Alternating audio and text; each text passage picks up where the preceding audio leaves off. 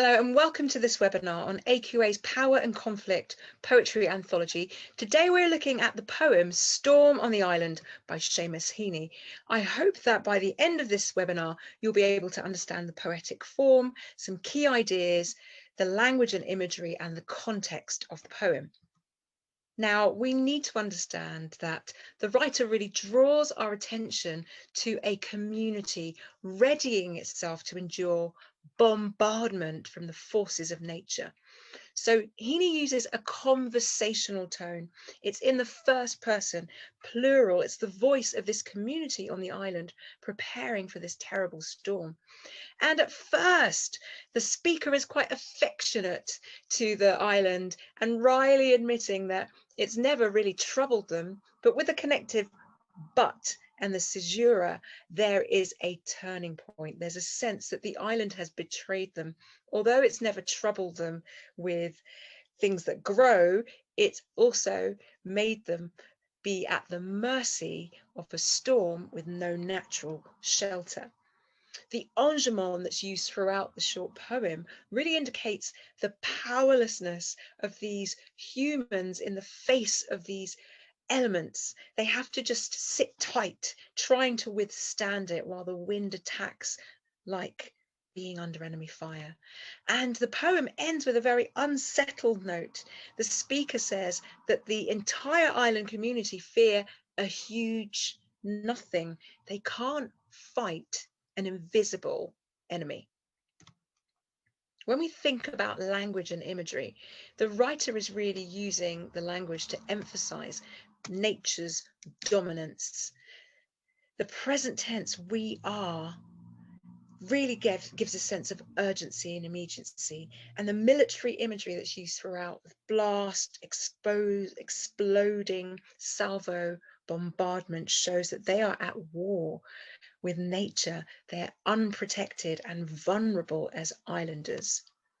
The personification of the wizened earth and the branches that could raise a chorus indicates that really this is a barren and harsh environment that really has left them to fend for themselves.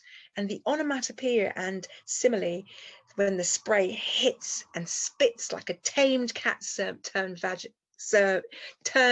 savage, implies how the familiar surrounding becomes very quickly hostile. Nature is cruel and destructive. And that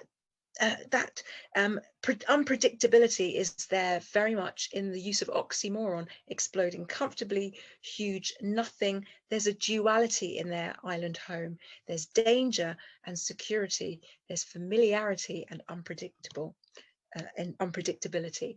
And the use of alliteration, we sit tight, while, wind, stray, sigh, salvo, represents the wildness. You can almost hear the whistling, uncontrollable wind.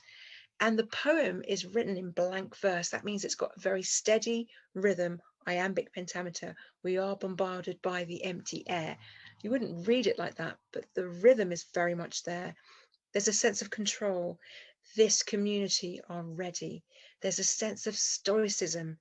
There's a sense of resignation in the face of adversity. They just have to accept the damage and the danger which they face.